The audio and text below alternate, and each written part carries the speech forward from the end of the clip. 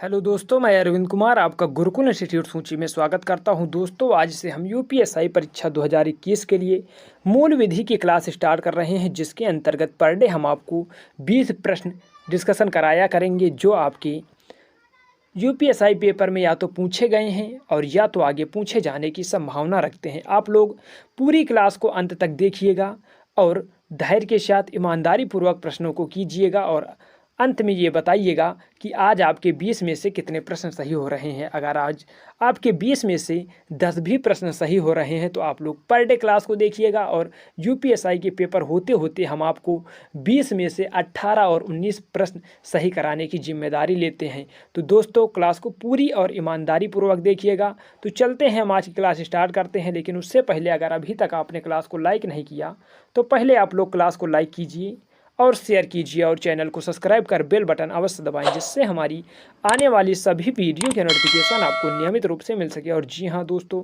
अगर आपको इस क्लास का पीडीएफ चाहिए तो आपको जल्द से जल्द गुरुकुल इंस्टीट्यूट सूची टेलीग्राम चैनल ज्वाइन करना होगा, जहां पर हम डेली बेसिस पर क्लासों की पीडीएफ प्रोवाइड कराते हैं।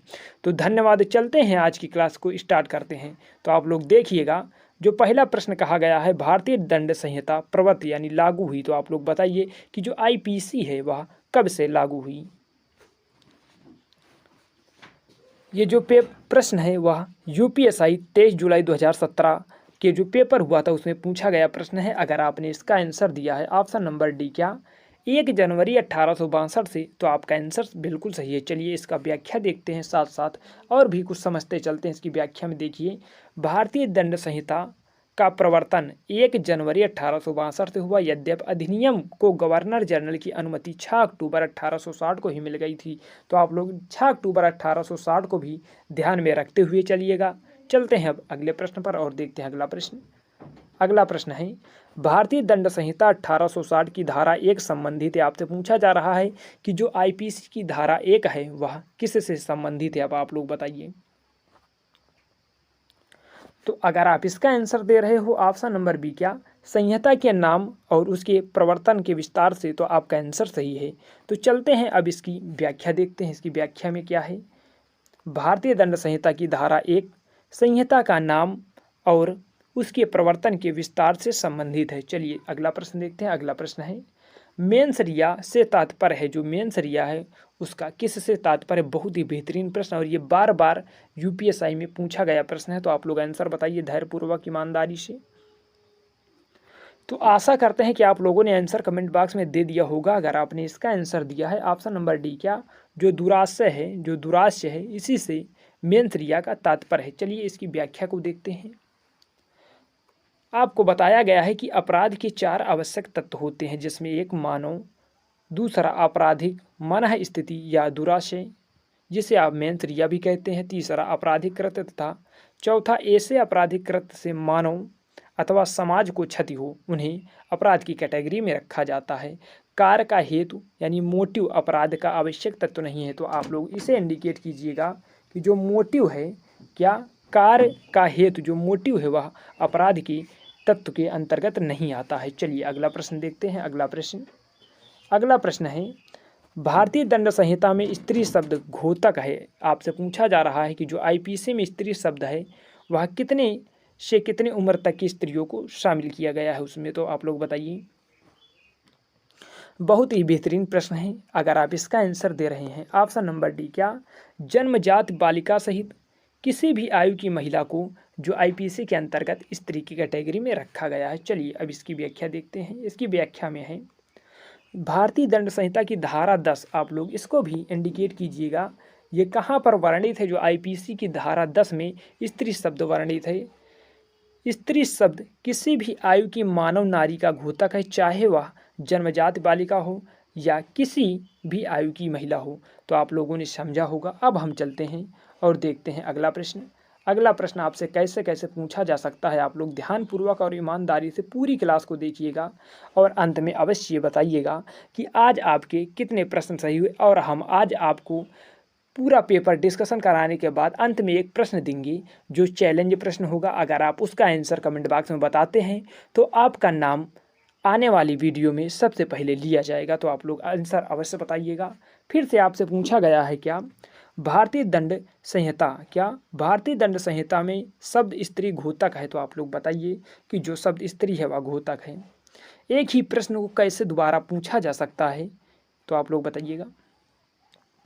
तो अगर आपने इसका आंसर दिया है ऑप्शन नंबर सी, क्या किसी भी आयु की स्त्री को स्त्री शब्द आईपीसी के अंतर्गत माना गया है, तो आपका आंसर बिल्कुल सही है। चलिए अगला प्रश्न देखते हैं। अगला प्रश्न है भारतीय दंड संहिता की किस धारा, आपसे पूछा गया क्या भारतीय दंड संहिता की किस धारा में भारत को परिभाषित किया गया? बहुत ही लाजवाब प्रश्न है, आप लोग इसे वेरी वेरी इंपॉर्टेंट मानिएगा। क्या भारतीय दंड संहिता की किस धारा में भारत को परिभाषित किया गया है? तो आप लोग बताइए इसका आंसर कि किस धारा में भारत को परिभाषित किया गया है। तो हम आशा करते हैं कि आप लोगों ने आंसर कमेंट बॉक्स में दिया होगा। अगर आपने इसका आंसर दिया है ऑप्शन नंबर सी, क्या जो धारा 18 है उसी में भारत को परिभाषित किया गया है, तो आपका आंसर सही है। चलिए इसकी व्याख्या देखते हैं। व्याख्या में है भारतीय दंड संहिता की धारा 18 में भारत को परिभाषित किया गया। इसके अनुसार भारत से ये यहाँ पर अब जो पहले था जम्मू कश्मीर राज्य के सिवाय छोड़कर समस्त भारत का क्षेत्र आता है, लेकिन अब ये कट कर दिया गया। अब इसमें पूरे भारत को समाहित किया गया है। तो आप लोग ध्यान दीजिएगा। चलते हैं अगले प्रश्न पर। अगला प्रश्न है समान आशय से संबंधित प्रावधान, क्या समान आशय से संबंधित प्रावधान आईपीसी के किस धारा में दिए गए हैं? तो आप लोग आंसर बताइएगा कि जो समान आशय से संबंधित प्रावधान आईपीसी के किस धारा में दिए गए हैं। आप लोग आंसर बताने की कोशिश करें। बहुत ही बेहतरीन प्रश्न है। तो हम आशा करते हैं कि आप लोगों ने आंसर दिया होगा। अगर आपने इसका आंसर दिया है ऑप्शन नंबर ए, क्या जो धारा 34 है उसी में समान आशय से संबंधित प्रावधान दिए गए हैं, तो आपका आंसर बिल्कुल सही। अब हम चलते हैं जो इसमें धारा दिया गया, धारा 149, धारा 297 और धारा 316, इसको भी साथ साथ समझते चलते हैं। तो चलिए देखिएगा इसकी जो व्याख्या है। समान आशय से संबंधित प्रावधान भारतीय दंड संहिता की धारा 34 में दिए गए हैं, आप लोग देखिएगा। और जो धारा इसमें आपको दिया गया है 149, जो धारा 149 में समान उद्देश्य, धारा जो आपको 297 दिया गया इसमें है कब्रिस्तान आदि में अतिचार, एवं जो धारा 316 आपको दिया गया इसमें है सजीव आजात शिशु की मृत्यु कारित करने से संबंधित प्रावधान समाहित है। तो आप लोगों ने समझा होगा सभी धारा के बारे में। अब हम चलते हैं अगले प्रश्न पर। अगला प्रश्न है भारतीय दंड संहिता की धारा 34 पर प्रसिद्ध वाद है। आप लोगों से वेरी वेरी इंपॉर्टेंट प्रश्न है ये कि जो धारा 34 पर प्रसिद्ध वाद है वह कौन सा है? तो आप लोग बताइएगा। तो अगर आपने इसका आंसर दिया है क्या ऑप्शन नंबर सी, जो वीरेंद्र कुमार घोष बनाम इम्परर है वह धारा 34 पर संबंधित प्रसिद्ध वाद है। कौन सा? वीरेंद्र कुमार घोष बनाम इम्परर का मामला था जो धारा 34 पर आधारित है। तो आपका आंसर सही है। चलिए इसकी व्याख्या देखते हैं। वीरेंद्र कुमार घोष बनाम इम्परर का वाद भारतीय दंड संहिता की धारा 34 पर प्रसिद्ध वाद है। तो आप लोगों ने समझा होगा। अब हम चलते हैं अगले प्रश्न पर और देखते हैं कि अगला प्रश्न है अपराध की परिभाषा दी गई है। आपसे पूछा जा रहा है कि जो अपराध की परिभाषा दी गई है वह आईपीसी में कहाँ दी गई है? तो आप लोग बताइए कि आपको जो ऑप्शन दिए गए इनमें से अपराध की परिभाषा कहाँ पर दी गई है। बहुत ही लाजवाब प्रश्न है, आप लोग इसे वेरी वेरी इंपॉर्टेंट मानिएगा। आपके पेपर में यहाँ से प्रश्न बनने की 100% संभावना है।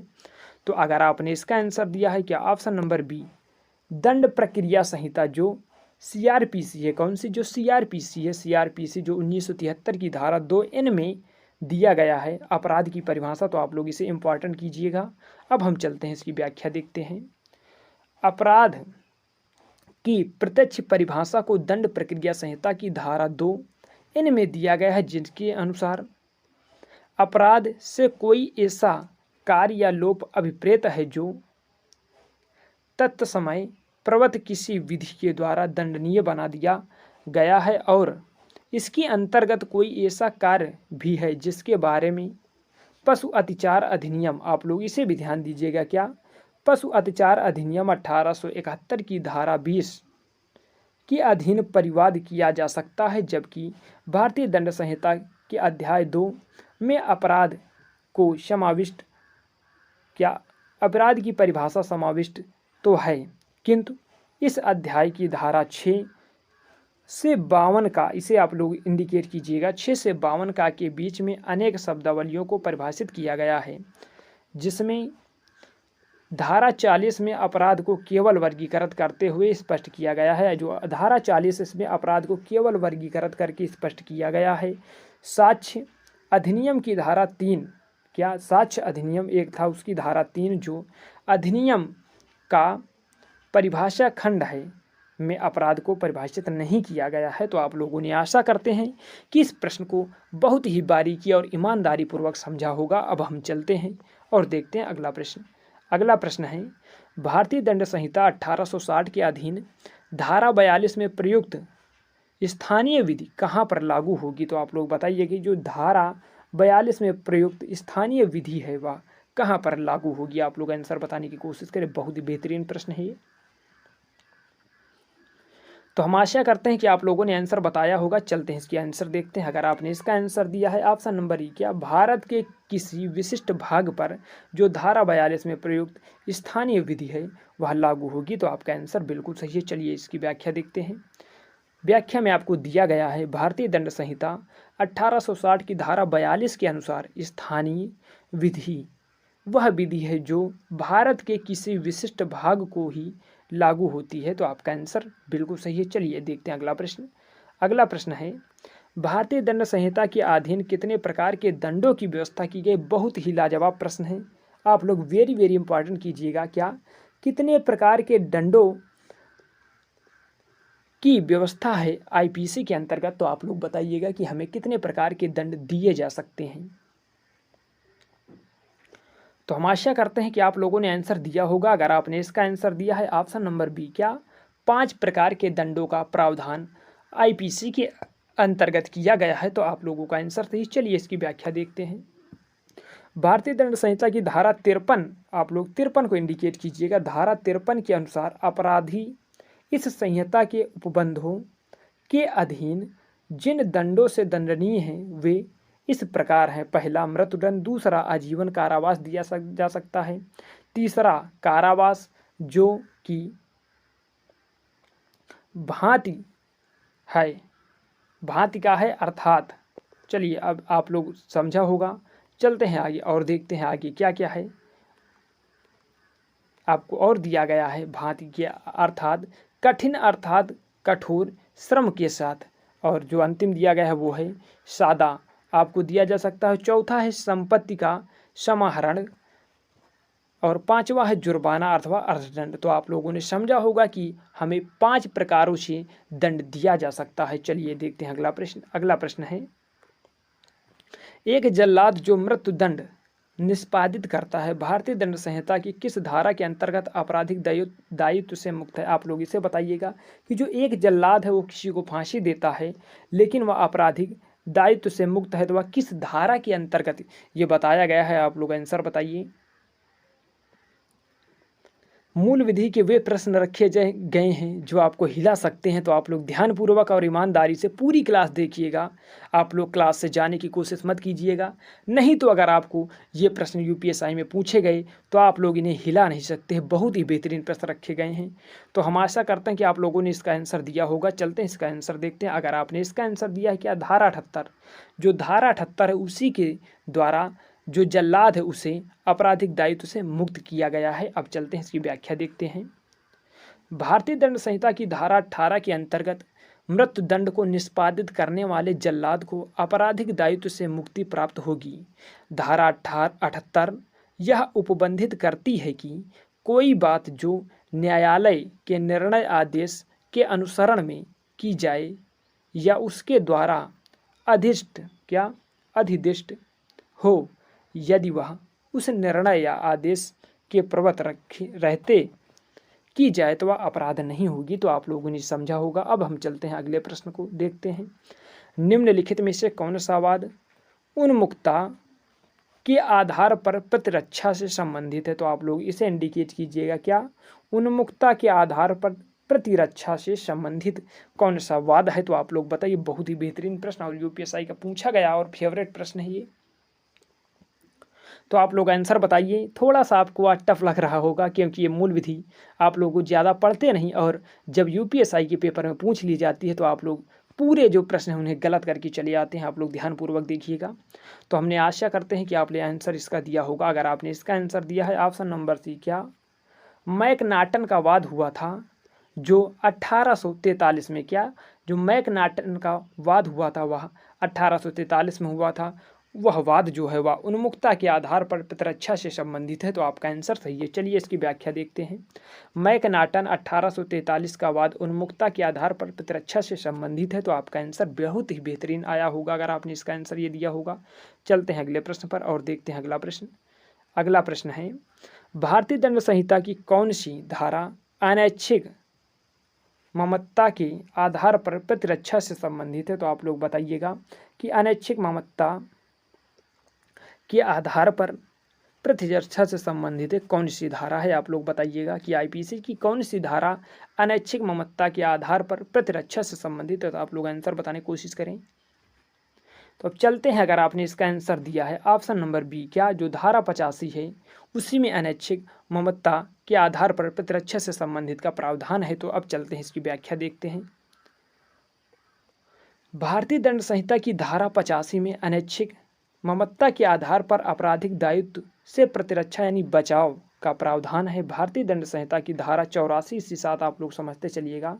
धारा 84 में विकृत चिंतक, क्या विकृत चिंतक के आधार पर बचाव, और धारा जो 86 उसमें अनैच्छिक यानी ऐच्छिक ममत के आधार पर आधार, तथा धारा 87 में किसी व्यक्ति की मृत्यु या घोर उपहति कारित करने की आशा या संभावना के बिना उसकी संपत्ति से किए गए कार्य से कारित अपराध के विरुद्ध प्रतिरक्षा का प्रावधान है। तो आप लोग इसे फिर से एक बार पढ़ लीजिएगा, फिर वीडियो को थोड़ा सा रिवर्स करके और ध्यानपूर्वक पूरा समझ लीजिएगा। यहाँ से आपके पेपर में प्रश्न बनने की बहुत संभावना है। अब चलते हैं अगले प्रश्न पर और देखते हैं अगला प्रश्न। अगला प्रश्न है, निम्नलिखित कार्यों में से किसके द्वारा दुष्प्रेरण का आशय किया जा सकता है। तो आप लोग दुष्प्रेरण का आशय किसके द्वारा किया जा सकता है। आप लोग बताइएगा कि निम्नलिखित कार्यों में से किसके द्वारा दुष्प्रेरण का अपराध, आशय नहीं, दुष्प्रेरण का अपराध किया जा सकता है। तो आप लोग बताइएगा। तो आशा करते हैं कि आप लोगों ने आंसर कमेंट बॉक्स में दिया होगा। अब चलते हैं इसके आंसर देखते हैं। अगर आपने इसका आंसर दिया क्या षड्यंत्र, जो दुष्प्रेरण का अपराध है वह षड्यंत्र के द्वारा किया जा सकता है। तो आपका आंसर बिल्कुल सही है। चलिए इसकी व्याख्या देखते हैं। भारतीय दंड संहिता की धारा 107, आप लोग धारा 107 को इंडिकेट कीजिएगा। धारा 107 के अधीन दुष्प्रेरण का अपराध 3 तरीके से किया जा सकता है। आप लोग देखिएगा कि जो दुष्प्रेरण का अपराध है वह 3 तरीकों से किया जा सकता है। नंबर 1 उकसाने द्वारा, नंबर 2 षड्यंत्र द्वारा, और नंबर 3 सहायता द्वारा। तो आप लोग पहला उकसाने द्वारा, दूसरा षड्यंत्र के द्वारा, तीसरा सहायता द्वारा। अतः षड्यंत्र द्वारा दुष्प्रेरण का अपराध किया जा सकता है। आप लोग समझे होंगे। अब हम चलते हैं अगले प्रश्न पर और देखते हैं अगला प्रश्न। भारतीय दंड संहिता के किस प्रावधान में आपराधिक षड्यंत्र के लिए दंड दिया गया है। तो आप लोगों से बताइए कि किस धारा के अंतर्गत आपराधिक षड्यंत्र के लिए दंड दिया गया है। आप लोग बताइए। तो आशा करते हैं कि आप लोग आंसर इसका दे चुके होंगे कमेंट बॉक्स में। अब हम चलते हैं इसका आंसर देखते हैं। अगर आपने इसका आंसर दिया है ऑप्शन नंबर 1, क्या धारा जो 120B है उसी में आपराधिक षड्यंत्र के लिए दंड का प्रावधान किया गया है। तो आपका आंसर बिल्कुल सही है। चलिए इसकी व्याख्या देखते हैं।